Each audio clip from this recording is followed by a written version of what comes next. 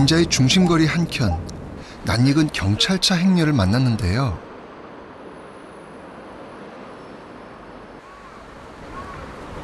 여기 지금 제가 쇼핑으로 유명한 긴자거리 나왔는데요. 지금 한국에서 자주 볼 수 있는 그런 그 철조망 경찰차들이 굉장히 많이 나왔는데요, 지금?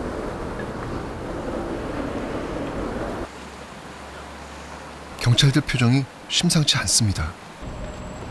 이 정도 인원이 나설 정도면 보통 일은 아닌 듯 싶습니다. 굉장히 경찰들이 지금 많이 지금 건너오고 있는데 이분들 어디로 가신 걸까? 한번 따라가 볼까요? 한번 궁금한데. 처음엔 그저 호기심이었는데요. 여행책에는 안 나오는 생생한 여행. 일본의 민낯을 만날 수 있었습니다. 지금 집회가 있는데 지금 보니까 우계승천기도 있고요. 그래서 지금 제가 봤을 때는 혐한 시위의 일종인 것 같습니다. 한번 좀 더 지켜볼게요. 혐한 시위란 말 그대로 한국을 혐오하는 사람들의 집회입니다. 특히 2007년 출범한 재특회는 제일 한국인이 가진 권리를 빼앗아야 한다며 혐한 감정을 부추겨 왔는데요. 이 혐한 시위는 휴일에 긴자를 여행할 때 심심치 않게 볼 수 있는 풍경이 됐습니다. 한창 건너편을 구경하고 있던 그때. お前らよ、取材許可取ってんのかこの野郎。おいおい、取材許可取ってんのかって聞いてんだろこの野郎。 우익 중에서도 가장 과격하다는 재특회. 카메라에 예민한 반응을 보입니다.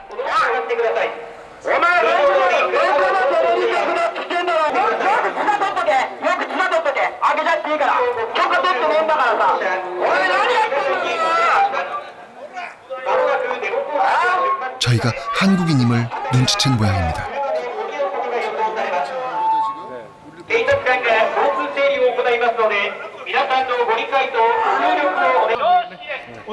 급기야 지켜보던 경찰이 나섰습니다.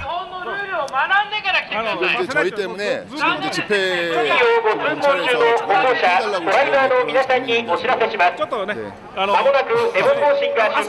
네. 상황이 지금 저는 당황스러운 어떤 장면인데요.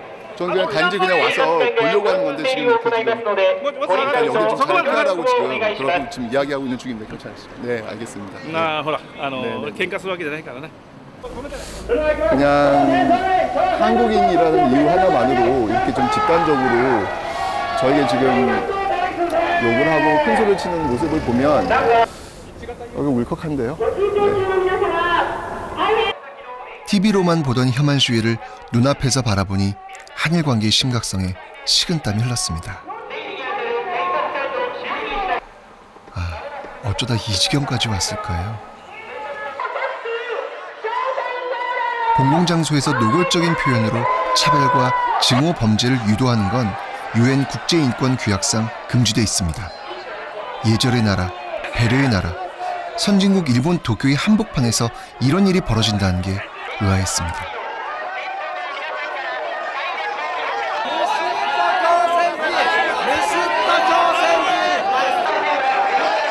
잠깐 사이에 구호 내용도 분위기도 점점 더 험악해졌습니다.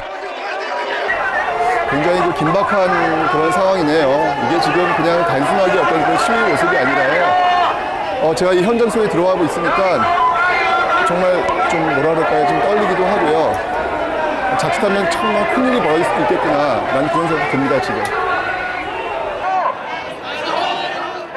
제국주의 상징 전범기는 이 시위의 본질을 잘 보여주고 있는데요.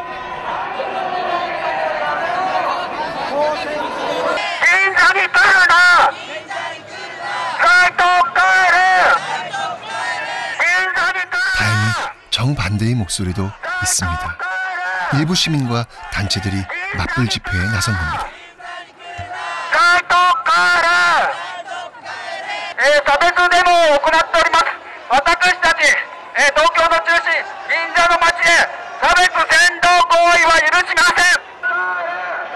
일촉즉발, 충돌의 위험은 늘 도사리고 있습니다.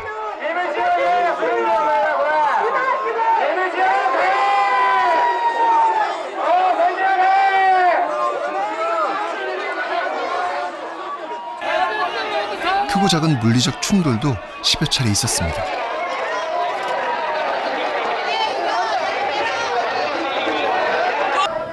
테러의 위험을 무릅쓰고 시민들이 나선 이유는 무엇일까요? 私たちは日本人として差別主義、ナショナリズム、レイシズムに反対をしている彼らのデモに対して反対のアクション、運動をしています。カウンターアクションをしています。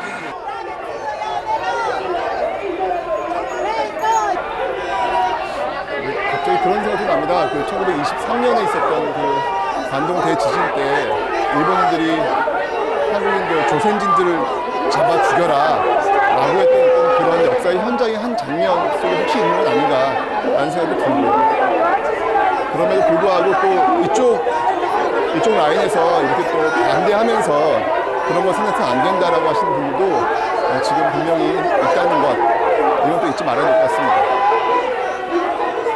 현장에서 만난 혐한 시위대의 목소리가 어딘가 낯익었는데요. 주변국의 고통에는 아랑곳하지 않던 100여 년 전 일본 제국주의자들의 오만함이 느껴졌습니다. 그들의 모습은 어디서부터 나온 것일까요? 개항을 통해 아시아에서 가장 먼저 산업화에 성공한 일본. 과연 그것은 축복이었을까요? 나가사키는 그 해답이 될 수 있습니다. 1500년부터 서양 문물이 들어오는 관문이었고 전통적으로 일본 산업의 전진기지와도 같은 곳입니다. 지금도 근대 산업의 유산들을 보러 국내외에서 관광객이 모여듭니다. 일본 사람들에게 개항은 자랑스러운 역사입니다. 성공한 산업화의 토대가 되었기 때문입니다. 오늘은 나가사키 근대 산업 유산 중에서도 대표적인 곳을 찾아갑니다.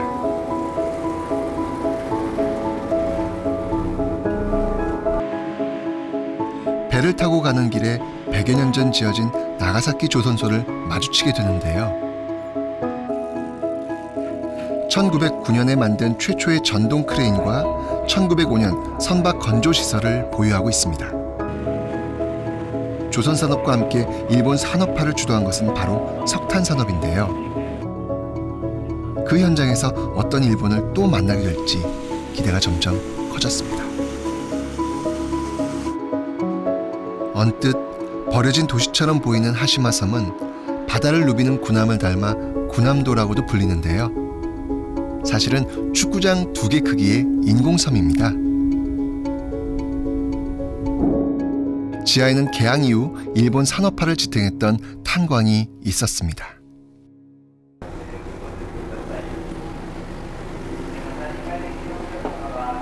일본이 유네스코 세계유산 등재를 추진하면서 최근 이곳을 찾는 관광객들이 크게 늘고 있다고 하는데요. 석유가 중요 에너지로 떠오르면서 1974년 폐광이 되었고 무인도로 전락합니다. 이후 적잖은 공포 영화의 배경으로 등장할 뿐이었습니다. 바로 이 메이지 유신의 어떤 산업혁명, 일본이 자랑하는 그 산업혁명의 어떤 그 심장과도 같은, 엔진과도 같은 그런 곳이거든요. 자, 한번 이곳에서 어떤 모습들이 있는지 한번 살펴보도록 할 텐데요. 일단 분위기는 으스스합니다. 지금 뭐 폐광 같은 느낌이 들어서 으스스한 느낌. 네. 일본에서는 문화유산으로 관리되고 있는데요. 전문가의 설명에 자부심이 묻어납니다. 電化製品 100% の普及率だったそうです。これを見てください。ステレオまであるんですよ。テレビ、ラジオのステレオもあります。100% の昭和30年代で、全国的に見ますとね、白黒テレビで普及率は 7.8%。100台のうち100件のうち10件8件ぐらいしかなかった。しかし、ここは 100%。 20세기 초부터 탄광으로 돈을 번 이 도시는 도쿄보다 높은 생활 수준을 유지했던 최첨단 도시였습니다. 고층 아파트가 잘 보여주는데요. 메이지 시대 제철소에서 만든 철근에 콘크리트로 지은 이 아파트는 일본 최초를 자랑합니다.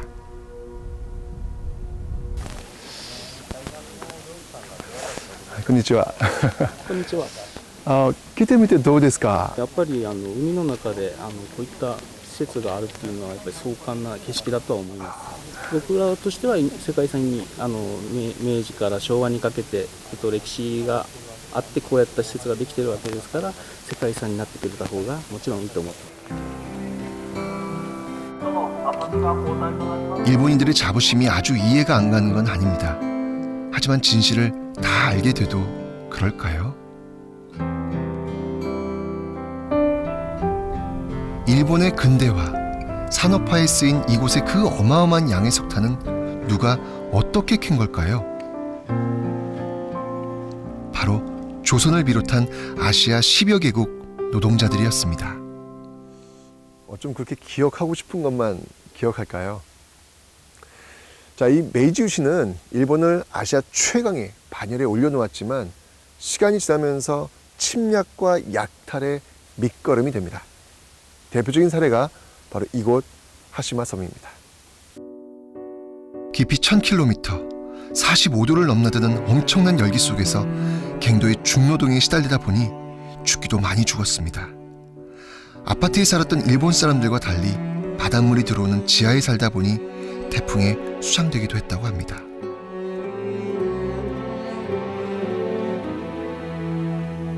교사로서 이 도시에서 제일 궁금했던 곳은 역시 학교였습니다.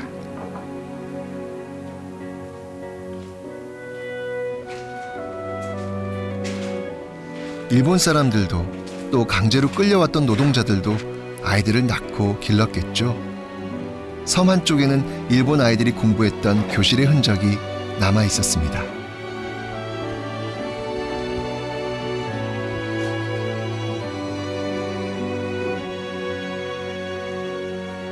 이 공간에선 어떤 교육이 이루어지고 있었을까요? 이곳 하시마 섬에서 이 교육이 시작된 시점은요, 1893년부터라고 합니다. 여기서 지금 학생들이 너무 재미있게 공부하고 있는 그런 모습들이 그냥 상상이 됩니다. 앉아가지고 막 지잘지잘 대면서 선생님하고 뭐 하시마 섬에 대한 뭐 재밌는 이야기들도 많이 나눴을 것이고, 그런 모습이 상상이 되는데, 자, 교육은 평등해야 합니다. 그런데 이 공간에 있는 일본인 아이들은 그 메이지 유신 이후 일본인들이 그렇게 자랑하는 산업혁명의 정신을 정말 재미있게 배우고 있었겠죠. 그런데 이 공간 밖에 있는 타 민족 사람들은 바로 그 메이지 유신 이후 만들어낸 그 산업혁명의 희생양이 되어서 강제 노동을 하고 있는 그 모습. 이 하시마 섬의 이 교실에서는 정말 큰 차별이 이루어지고 있구나라는 생각이 드니까 교사로서 참 가슴이 좀 먹먹해지는 그런 느낌을 갖게 됩니다.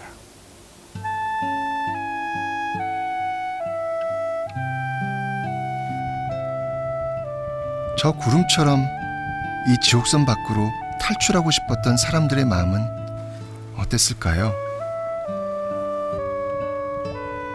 저 바다로 뛰어내렸던 사람들의 인생은 어디서 보상받아야 할까요?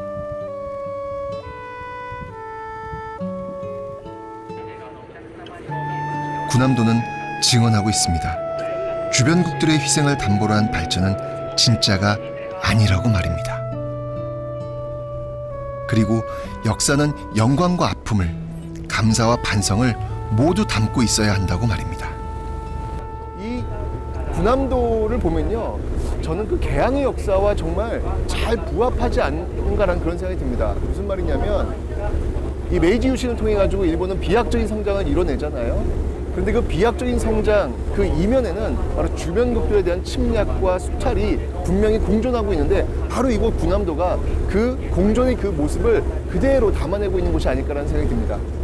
휘황찬란한 어떤 그런 모습들, 그 이면에 그 땅 속에 들어가고 있는 그 강제 징용자들의 그 많은 아픔과 땀, 이런 것들이 그냥 하나로 지금 담겨져 있는 곳이 바로 이곳 군함도가 아닌가라는 생각을 하면서 저는 떠나고 있네요.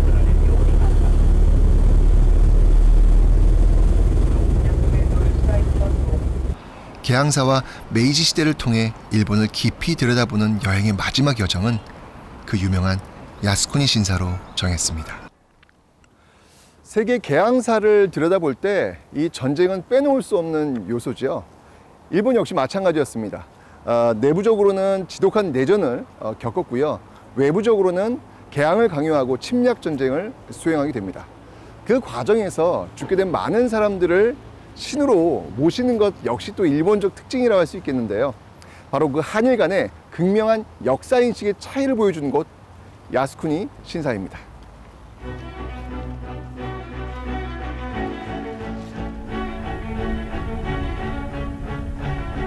일본 최대 규모의 호국 신사 야스쿠니.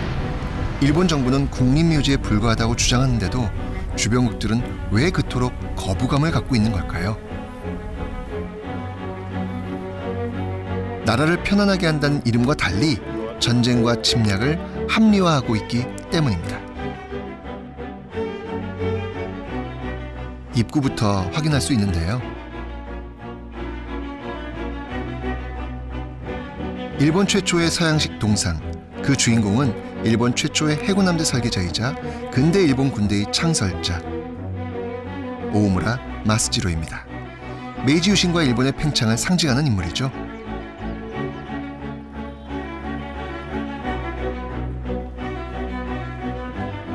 이곳은 야스쿠니 신사의 중심, 위패가 모셔진 곳입니다. TV에서 많이 보셨죠? 이곳엔 246만 명의 전사자들을 신으로 모시고 있는데요. 개항 이후 여러 침략 전쟁과 죽음을 미화하고 일왕에 대한 충성을 이끌어내는 데 이용했습니다. 일반 국민들 역시 야스쿠니 신사에 참배하는 데 거부감이 없어 보입니다. 신전 바로 옆, 그냥 지나치면 안 되는 곳이죠. 과거사에 대한 일본의 속내를 가장 잘 알 수 있는 전쟁 기념관 유슈칸입니다. 입구에 들어서니 2차 대전 당시 주력 전투기였던 제로센과 증기 기관차가 웅장한 모습으로 관람객들을 맞이했습니다. 이 우기승천기인데 이게 지금 읽어보니까 이 군기는 완전한 형태로 지금까지 존재하고 있는 유일한 그런 깃발이라고 하네요. 이들에게는 자랑인 듯합니다. 우리에겐 많은 아픔인데요.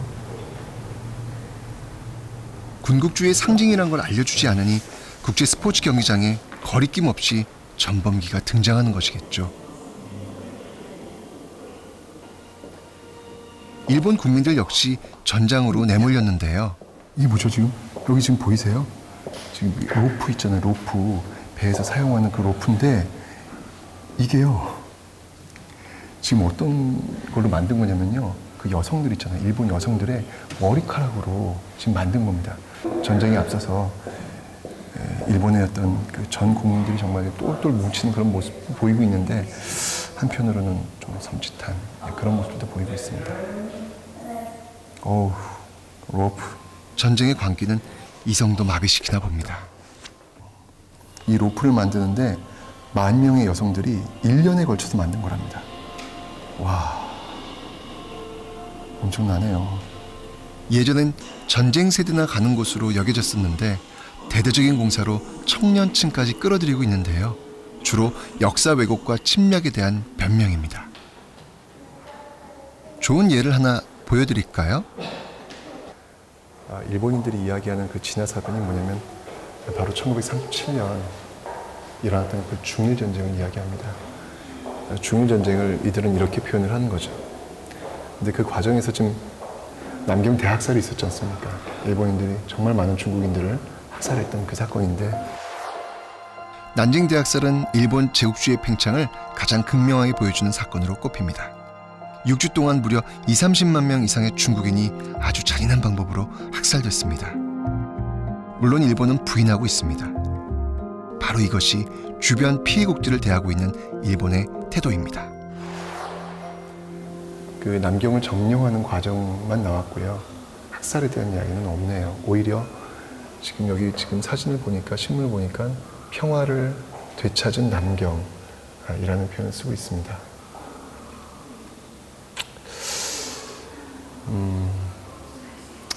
그냥 조금만이라도 전쟁 대한 반성, 이건 뭐 일본이나 뭐 다른 나라를 떠나서 인간에 대한 기본적인 어떤 예의, 이런 모습들을 조금이라도 좀 볼 수 있었으면 하는 그 작은 희망을 갖고 지금 제가 이곳을 돌고 있는데요. 쉽지 않습니다. 어렵네요. 다른 나라의 희생은 축소하거나 외면하면서 일본군 전사자들의 희생은 강조해 놓았는데요. 그래도 전쟁의 비극이 느껴져 마음이 무거웠습니다. 여기 그 편지 내용을 한번 보니까요. 아유, 마음이 너무 짠하네요. 어머니한테 편지 쓰는데 내일이면 아마 적과 만날지 모른답니다. 어떻게 보면 유서 아닐까요? 그런 내용을 지금 담고 있는 그런 편지를 보니까 마음이 또 착잡하네요. 전쟁 앞에 있는 한 인간의 모습. 일본은 사과를 충분히 했다고 하죠. 그러나 이곳을 둘러보면 그 사과가 얼마나 진정성 없는 것인지 알 수 있습니다. 반성도 평화에 대한 다짐도 없는 전쟁 기념관. 공포스럽기까지 했습니다. 심지어 전쟁의 원인조차도 다른 나라에 돌리고 있습니다.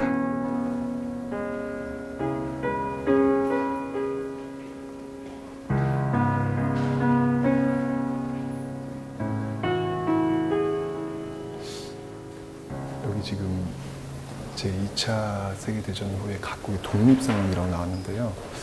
여기가 지금 마지막 실인데 좀 읽어볼까요? 일로 전쟁의 승리는 세계 그 아시아 그 인민들의 독립의 꿈을 생각하게 했다. 그러니까 러일 전쟁을 통해서 식민지 국가들이 독립을 꿈꾸었고, 그리고 그 밑에 보면 아시아 민족의 독립이 현실이 된 것은 바로 대동아 전쟁 이후였다. 이렇게 나오고 있거든요. 야, 그러니까 이건 지금 각국 아시아 그 국가들의 독립은 바로 대동아 전쟁으로 인한 수혜였다. 뭐 이런 식으로 지금 서술이 되어 있네요. 요새 교과서 왜곡 문제로 논란이 많은데요. 일본 청소년들이 이런 논리로 아시아의 역사를 배운다면 다음 세대에도 건강한 한일 관계는 요원하겠다라는 무서운 생각이 들었습니다. 진실을 왜곡하고 전쟁미와 일색인 전시문을 보고 난 평범한 시민들 반응이 궁금했습니다. 과거에 우리나라가 행했던 그런 모습들에 대해서 생각을 해보는데, 침략의 정의가 무엇인가 라고 지금 글을 적고 있네요. 일본이 패전국가가 되었기 때문에 침략을 한 나라로 규정된 건 아닌가 라는 이런 글을 보면서 저는 정말 좀 충격이었습니다. 야스쿠니 신사를 한 바퀴 돌면 일본인들은 이렇게 적을 수밖에 없겠구나 라는 생각이 듭니다. 그래서 이곳 야스쿠니 신사는 어떤 추도의 어떤 기념관으로 국한되는 게 아니라 이렇게 교육의 장으로 활용되고 있다.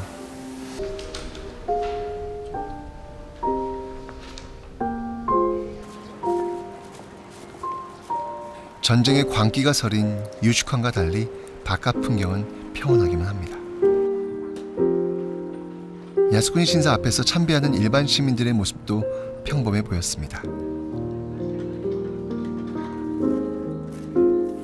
야스쿠니 신사 안에서 만나게 되는 평범한 사람들의 소박한 소원.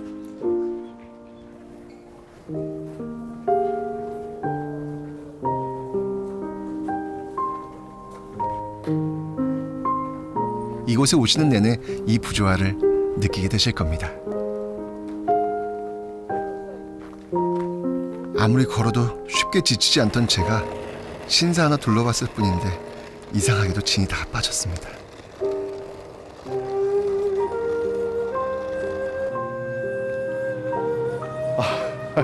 힘드네요. 제가 맨 처음에 이곳에 올 때는 그 한일 관계사가 서로 마주보고 있는 평행선이라고 생각을 했는데, 그게 아니라 한 바퀴 둘러보니까요, 이건 계속 벌어지고 있는 사다리꼴이었습니다.